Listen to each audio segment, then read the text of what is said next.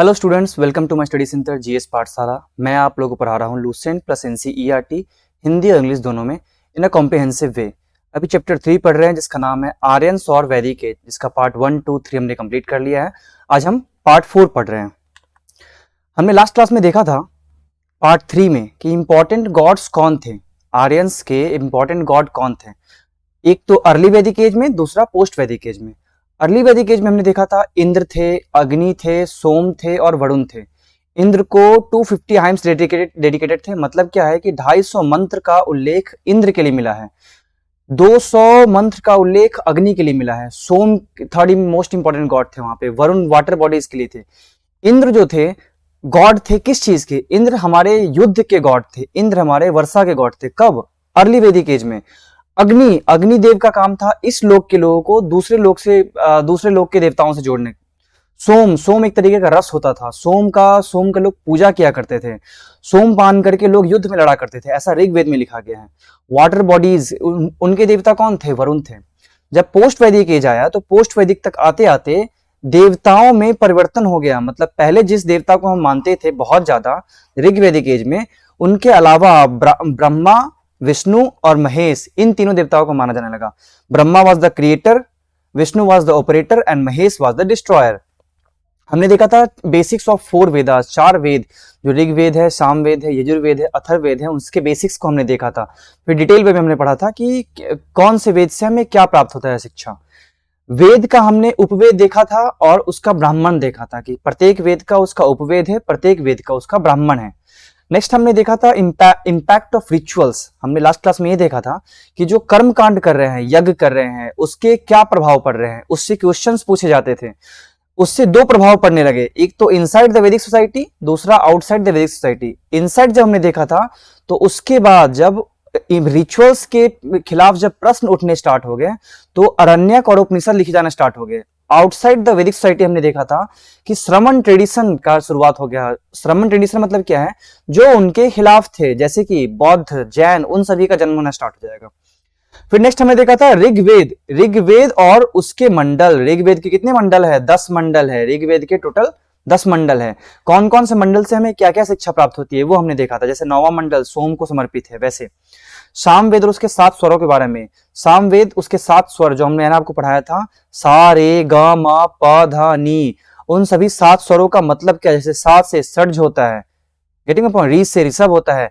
और इसका मतलब क्या है? सा कहां से निकला था? सा शब्द का उच्चारण किससे रिलेटेड है?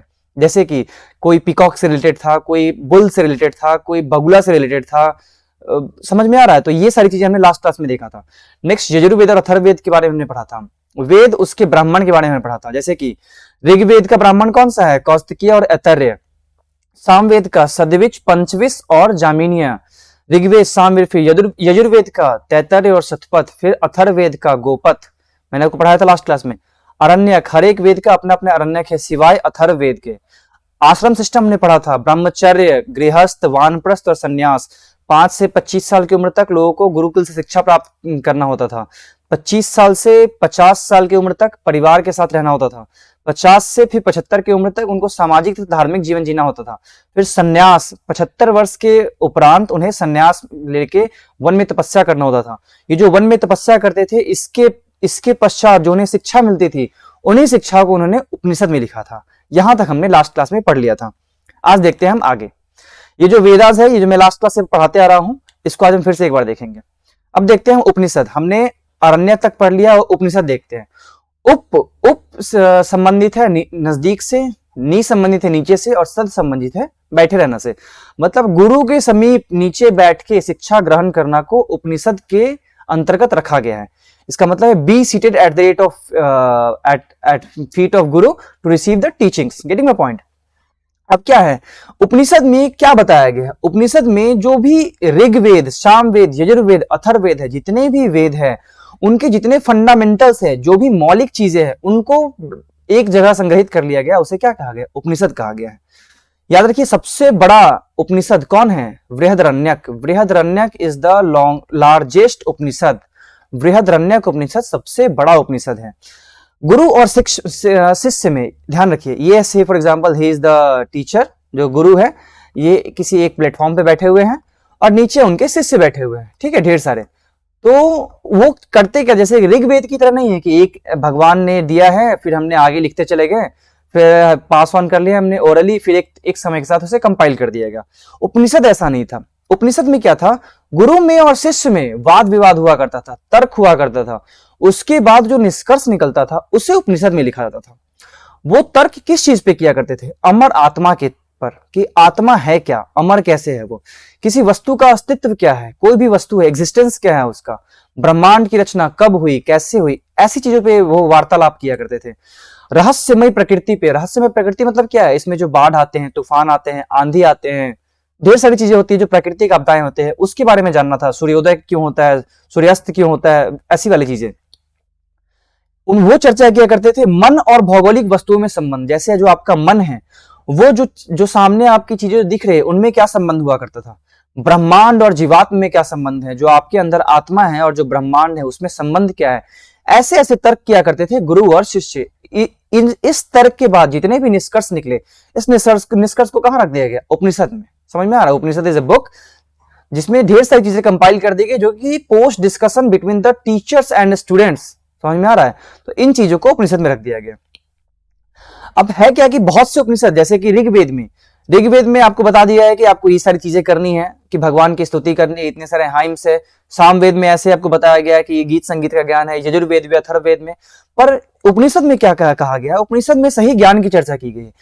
ऐसे ऐसे उपनिषद, इसमें बहुत सारे रिचुअल्स, जो कर्म कांड यज्ञ कर रहे हैं उसके खिलाफ चीजें बोली गई है, ऐसे बहुत सारे रिचुअल्स हैं। समझ में आ रहा है, बहुत सारे उपनिषद में डाइवर्सिफिकेशन भी देखने को मिला है।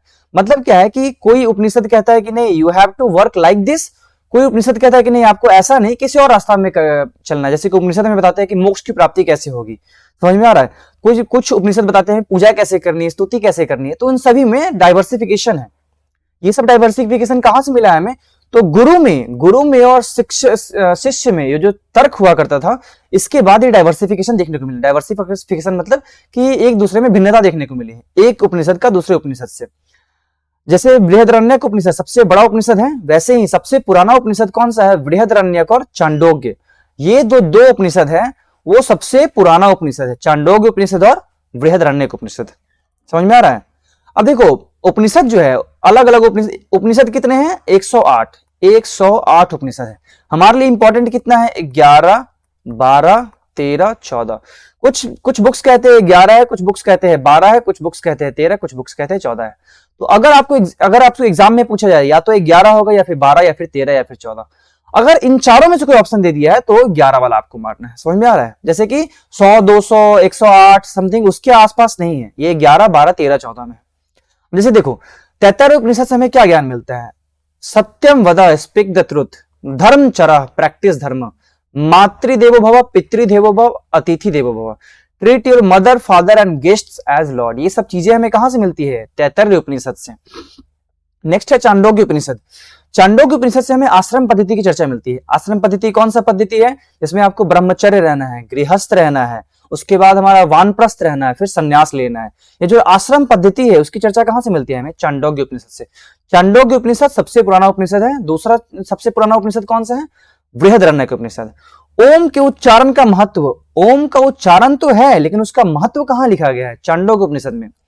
कठोपनिषद में वाज श्रावस और उसका पुत्र नचिकेता और यम के साथ संवाद है।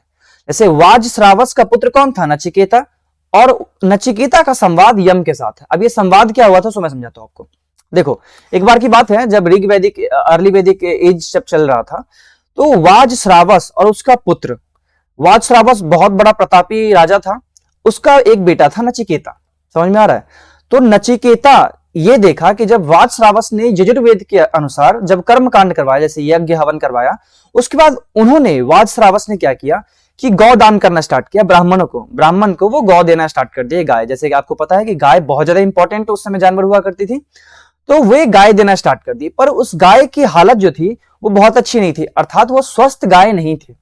तो नचिकेता ने अपने पिता से प्रश्न किया कि पिताश्री, अगर आप गाय दे रहे हो तो उसका अगर कोई लाभ नहीं उठा पा रहे तो ऐसे गाय देने से क्या फायदा। आप जिस पुण्य के भरोसे बैठे हुए हो कि हमें इससे पुण्य मिलेगा, प्रतापी राजा बनेंगे हम, तो ऐसा नहीं होगा। तो इन दोनों में बहस होना स्टार्ट हो गया। समझ में आ रहा है, इन नचिकेता में और वाज श्रावस में बहस छिड़ गया।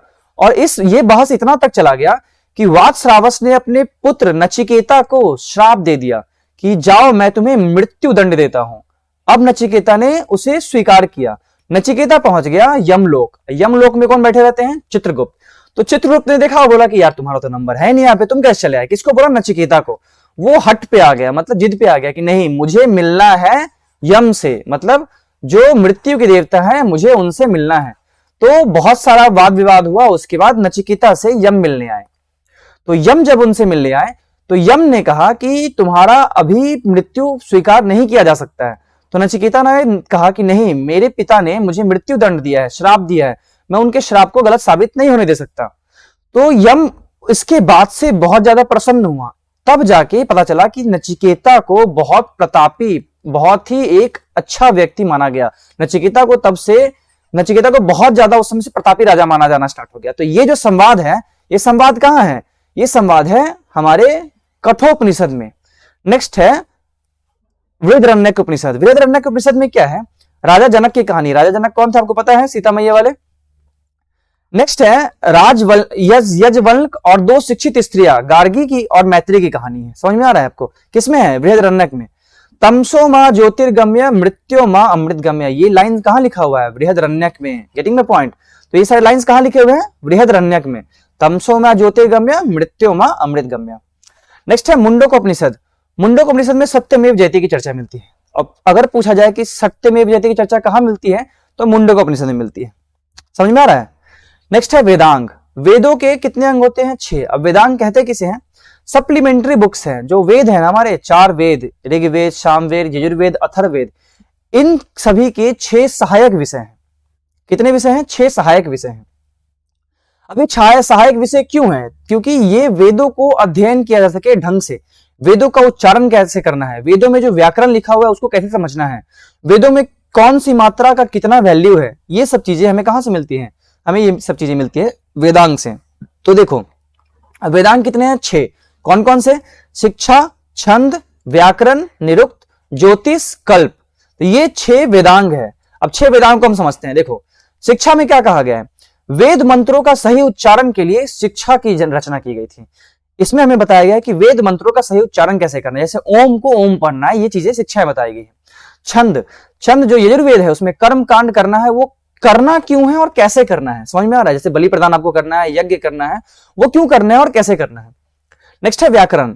व्याकरण क्या है? जो संस्कृत प्रयुक्त हुआ है ना हमारे वेद को लिखने में। हमारे वेद क्या किस भाषा में लिखे गए हैं? संस्कृत में स्टार्टिंग में। तो संस्कृत जो है वो व्याकरण का ही सरलीकरण फॉर्म है, मतलब व्याकरण जो है टफेस्ट फॉर्म है, व्याकरण को सिंप्लीफाई करके संस्कृत बना दिया गया है। समझ में आ रहा? तो ये व्याकरण है। नेक्स्ट है निरुक्त। निरुक्त में क्या है कि जितनी भी कठिन शब्द है उसमें जो टफ वर्ड्स है उसका जो एक्सप्लेनेशन है वो निरुक्त करता है। कौन करता है? निरुक्त करता है। मतलब जो वेदों में जो कठिन शब्द है उसका एक्सप्लेन कौन करता है? वो निरुक्त करता है। नेक्स्ट है ज्योतिष। आप जो कर्म कांड, पूजा पाठ, हवन कर रहे हो या फिर इस रीति रिवाज के हिसाब से आप चल रहे हो, उसमें शुभ अशुभ कौन सा है, वैदिक कर्म कांडों के जो फल मिलते हैं वो किस में मिलता है? तो ये है हमारा ज्योतिष बताता है। नेक्स्ट है कल्प। मात्राओं का निश्चित मान, जैसे कि ओम का उच्चारण कितने समय तक करना है आपको, कौन सी मात्रा का उच्चारण कितना होना चाहिए, metric value, METRIC, metric value, ये कौन देता है? कल्प देता है। अब देखो उपवेद जो आपको पता है, उपवेद मैंने आपको बताया था कि हर एक वेद का एक उपवेद है। जैसे कि ऋग्वेद का उपवेद कौन सा है? आयुर्वेद। सामवेद का गंधर्व वेद, यजुर्वेद का धनुर्वेद, अथर्ववेद का शिल्प वेद। समझ में आ रहा है? हर एक वेद का अपना एक उपवेद है, इसका डेरिवेटिव फॉर्म है, इससे ये निकला है। अभी भी एक कंट्रोवर्सी चलती है किसकी रिगार्डिंग? आयुर्वेद का। सम स्कॉलर सेज दैट कि आयुर्वेद जो है वो ऋग्वेद का है उपवेद, सम स्कॉलर सेज दैट कि आयुर्वेद जो है वो अथर्ववेद का उपवेद है। तो अगर आपसे एग्जाम में क्वेश्चन पूछा जाए कि आयुर्वेद किसका उपवेद है, ऋग्वेद का, सामवेद का, यजुर्वेद का, अथर्ववेद का, अगर चारों में से कोई ऑप्शन रहे तो ऋग्वेद या फिर अथर्ववेद होगा। अगर चारों रहेगा, चारों में से चारों ऑप्शन रहेगा तो ये हमारा हो जाएगा अथर्ववेद। समझ में आ रहा है? नेक्स्ट देखते हैं शद दर्शन। 6 schools of philosophy. 6 schools of philosophy. 6 schools of philosophy मतलब फिलॉसफी जो दर्शन के 6 स्कूल्स हैं। अब देखो दर्शन किसे कहते हैं? ऋग्वेद में ऐसा लिखा गया है, आपके पास इंद्रिया कितनी? हम सभी के पास इंद्रिया 5 है। तो अपनी इंद्रियों की मदद से किसी भी चीज को देखना, उस पे मनन करना, उसके बाद किसी कंक्लूजन पे पहुंचना, मतलब निष्कर्ष पे पहुंचना, ये क्या कहलाता है? ये कहलाता है दर्शन। अब दर्शन जो है वो ओरिजिनेट कहां हुआ है? वैदिक लिटरेचर से। जो हमारे जितने सारे वैदिक लिटरेचर है ना, हमारे वेद है, उसके बाद हमारे ब्राह्मण है, अरण्यक है, इन सभी से, उपनिषद है, इन सभी से क्या निकला है? हमारा उपनिषद निकल गया है। Getting my point? अब देखो उपनिषद कितने हैं हमारे? सद दर्शन कितने हैं? 6। सद दर्शन कितने हैं? 6। सांख्य, योग, न्याय, वैशेषिक, मीमांसा, वेदांत। कहीं ना कहीं ये सभी 6 के 6 हमें ये बताते हैं वे टू साल्वेशन, मतलब मोक्ष की प्राप्ति कैसे हो सकती है, अलग अलग। अब देखो बात क्या है कि सांख्य जो सांख्य दर्शन है उसमें महर्षि कपिल ने लिखा था। महर्षि कपिल कहते हैं कि मोक्ष की प्राप्ति कैसे होगी? मोक्ष की प्राप्ति तब हो सकती है जब आप अधिभौतिक, अधिदैविक और आध्यात्मिक इन तीनों दुख को समाप्त कर दो, तो आपको मोक्ष की प्राप्ति होगी। अधिभौतिक क्या है? शारीरिक दुख, जितने दुख पीड़ा आपको शरीर में होती है। अधिदैविक मतलब जो प्राकृतिक आपदा आती है, जैसे कि भूकंप आ गया, आंधी आ गया, इन सभी को। आध्यात्मिक मतलब जो अंतरात्मा, आपके अंदर जो भोग विलास की वो वासना भरी है, उन सभी को अगर आप समाप्त कर देते हो तो मोक्ष की प्राप्ति होगी। और सांख्य यही कहता है। सांख्य क्या उद्देश्य ही यही है। इनके अनुसार, कपिल मुनि के अनुसार क्या है कि संसार की हर वास्तविक चीज जो है वो मानव और प्रकृति की रचना है। तो समझ में आ रहा है आपको? दर्शन ये नहीं कह रहा, जैसे कि आपको वैदिक एज क्या कहता है, वेद क्या कहता है कि सभी चीज की रचना किसने की है? ईश्वर ने की है। लेकिन सांख्य दर्शन क्या कहता है कि सभी वास्तविक चीजों की रचना किसने की है? मानव ने और प्रकृति ने। नेक्स्ट देखते हैं योग। योग दर्शन की रचना किसने की थी? महर्षि पतंजलि ने। अब एक लाइन आपने सुना होगा, योगा से होगा। अब देखो उसमें क्या कहा गया है कि ज्ञान प्राप्ति जो है, योग दर्शन में क्या कहा गया है कि ज्ञान प्राप्ति जो है मनुष्य का अंतिम लक्ष्य है। अब ज्ञान प्राप्ति कैसे हो सकती है? बुद्धि की श्रेष्ठता से। मतलब बुद्धिजीवी इंसान अगर आप बन जाते हो तो आपको ज्ञान की प्राप्ति हो सकती है। अब उनके अनुसार, महर्षि पतंजलि के अनुसार क्या था? योग किसे कहते हैं? योग क्या है कि आत्मा जो है, आत्मा बुद्धि के परे है। मतलब आत्मा बुद्धि की समझ में नॉर्मल इंसान को नहीं आ सकता है। तो बुद्धि के परे आत्मा को जानकर, आत्मा के द्वारा आत्मा को वश में कर। समझ में आ रहा है? मतलब अगर आप आत्मा को समझ रहे हो, आत्मा को समझने के लिए अपने खुद की आत्मा को खुद के वश में करके ईश्वर के समीप खुद को महसूस करना है। इससे आपको मोक्ष की प्राप्ति होगी। कौन कहते हैं? ये कहते हैं हमारे महर्षि पतंजलि। ऐसा करने से मोक्ष की प्राप्ति होती है। नेक्स्ट है न्याय दर्शन। न्याय दर्शन की रचना किसने की थी? महर्षि गौतम ने। उन्होंने क्या कहा कि सत्य की खोज में सफलता मिलती है। अगर आप if you try to find the way of truth, then you will come to know the how the success is. समझ में आ रहा है कि सक्सेस कैसा है? ये आपको कैसे पता चलेगा? कि अगर आप सत्य की खोज करते हो तो। उनके अनुसार क्या है कि दुख का अंतिम रूप से नाश ही मोक्ष है। If any of your sorrow just got vanished, then it is known as the way of salvation. किसने कहा था? महर्षि गौतम ने कहा था। नेक्स्ट है वैशेषिक। वैशेषिक की रचना किसने की थी? महर्षि कणाद ने। इसका लक्ष्य क्या है? इसका क्या है कि जीवन में सांसारिक इच्छाओं को त्याग कर, मतलब जितने भी आपको जीवन में इच्छा हो रही है ना कि मुझे घर चाहिए, मुझे गाड़ी चाहिए, मुझे ये चाहिए, वो चाहिए, उन सभी चीजों को त्याग कर भगवान को समझना, भगवान के गंभीर ज्ञान को समझना, इससे आपको मोक्ष की प्राप्ति होगी। किसने कहा था? महर्षि कणाद ने। और इस किसने कहा था? वैशेषिक में कहा था। नेक्स्ट है मीमांसा। मीमांसा की रचना किसने की थी? महर्षि जैमिनी ने। उन्होंने क्या कहा था? जो यजुर्वेद है, इसमें हम कर्म कांड करते हैं, यज्ञ करते हैं, हवन करते हैं, इन सभी से अगर भगवान की स्तुति करते हैं तो आपको मोक्ष की प्राप्ति होगी। ये किसमें कहा गया है? ये मीमांसा में कहा गया है। नेक्स्ट है वेदांत। वेदांत क्या है? महर्षि व्यास कहते हैं। महर्षि व्यास क्या कहते हैं कि वेदों का अंत जो है वही वेदांत है, मतलब वेदों का जो कंक्लूजन है। उन्होंने क्या कहा है कि अर्थ, काम, धर्म और मोक्ष रूपी 4 पुरुषार्थ में मोक्ष को परम पुरुषार्थ माना है। किसने? महर्षि व्यास ने। मतलब पुरुषार्थ किसे बोलते हैं? समझिए, पुरुषार्थ जो हमारा जो वेद था, वेद को हम अपरुष्य बोलते हैं। अपरुष्य बोलते हैं क्यों? क्योंकि इसे इंसान ने नहीं लिखा है, लेकिन ये सभी इंसान के द्वारा करना है, तो इसलिए इसे पुरुषार्थ कहा गया है। अर्थ, काम, धर्म और मोक्ष रूपी 4 पुरुषार्थ में सबसे अधिक इंपॉर्टेंस किसको दिया गया है? मोक्ष को। समझ में आ रहा है? सबसे अधिक इंपॉर्टेंट मोक्ष को दिया गया है। अब ये मोक्ष प्राप्ति कैसे होगा कि अर्थ, धर्म, काम, इन त्रिवर्ग का काम क्या है? जो चतुर्थ वर्ग, जो साध्य है हमारा, मतलब जो एम है, से फॉर एग्जांपल ये हमारा मोक्ष, एक हमारा तीर है, एक हमारा धनुष है और एक हमारा हाथ है। तो इन तीनों से हमें किस पे निशाना साधना है? ये मोक्ष पे। तो अर्थ काम धर्म, इन तीनों का काम क्या है? चतुर्थ वर्ग जो साध्य है इसका नाम क्या है? मोक्ष। उसको अचीव करवाना किसका काम है? अर्थ का, काम का, धर्म का। समझ में आ रहा है? नेक्स्ट देखते हैं हम पुराण। पुराण का मतलब ही होता है पुराना। अब पुराण जो है वो बहुत सारे लोगों द्वारा कंपाइल किया गया था। मतलब कब हुआ था? 4th सेंचुरी BCE से 5th सेंचुरी CE, मतलब लगभग 900 ईयर्स तक ये कंपाइल किया गया था। क्या? पुराण। इसमें क्या है? इसमें हमें शिक्षा और ज्ञान मिलता है। पुराण से ही हमें मिला है कॉन्सेप्ट ऑफ टाइम, 4 एजेस, जो 4 युग है। युग किसे कहते हैं? कि एक निर्धारित संख्या से, for example it is a time A, it is time B, तो time frame A, time frame B, इसको हम युग कह देंगे। जो युग है, युग 4 पार्ट में युग को बांटा गया है, सतयुग, त्रेता युग, द्वापर युग और कलयुग। इसमें ऐसा माना आता है कि सतयुग में के समय लोग की जो हाइट हुआ करती थी, जो 100 फीट हुआ करती थी, उम्र जो है इतनी हुआ करती थी, ऐसे टाइप का चीजें। फिर सतयुग है, त्रेता युग है, द्वापर युग है, कलयुग है। ये 4 युग की हमें जानकारी कहां से मिलती है? पुराण से। इसमें 5 विषयों की जानकारी मिलती है। कौन कौन से? सर्ग, प्रतिसर्ग, वंश, मनवंतर, वंशानुचरित। अब देखो सर्ग क्या है? संपूर्ण जगत की उत्पत्ति जो हुई थी इसे सर्ग में लिखा गया। समझ में आ रहा है? इसमें इसके बाद क्या है? प्रतिसर्ग। एक समय पे ये संपूर्ण जगत की उत्पत्ति हो गई, उसके बाद जैसे कि युग चेंज होता है तो ये सब इसका विनाश होता है। तो सतयुग से त्रेता युग है, त्रेता युग से द्वापर युग, उसके बाद कलयुग। तो संपूर्ण जगत की उत्पत्ति हुई, इसके बाद उसका विनाश हुआ, उसके बाद उसका विनाश हुआ, फिर पुनः उत्पत्ति हुआ। इसकी जानकारी कहां से मिलती है? हमें प्रतिसर्ग से। नेक्स्ट है वंश। ईश्वर और महर्षियों के वंशज के बारे में हमें कहां से प्राप्त जानकारी मिलती है? वो वंश से। फिर देखते हैं मनवंतर। मनवंतर में हमें मनु, इंद्र, भगवान, इन सभी के अवतार के बारे में पता चलता है। समझ में आ रहा है?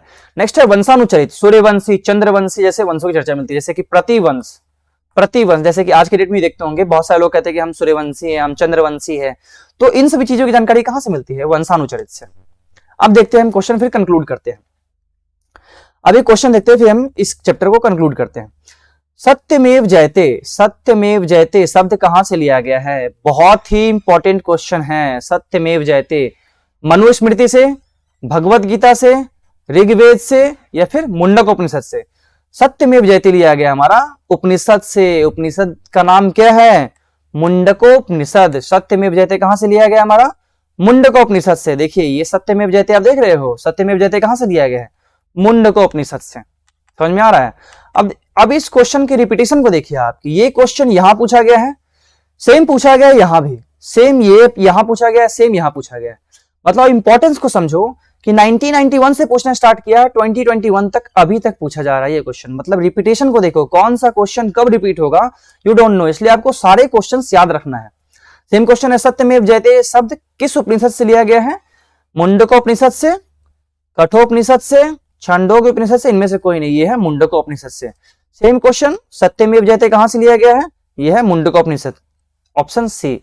भारत का राष्ट्रीय आदर्श वाक्य सत्यमेव जयते अर्थात सत्य की ही हमेशा विजय होती है किस प्राचीन भारतीय शास्त्र से उद्धत है? ये है हमारा मुंडकोपनिषद से, ऑप्शन बी। ये रेलवे में पूछा गया है।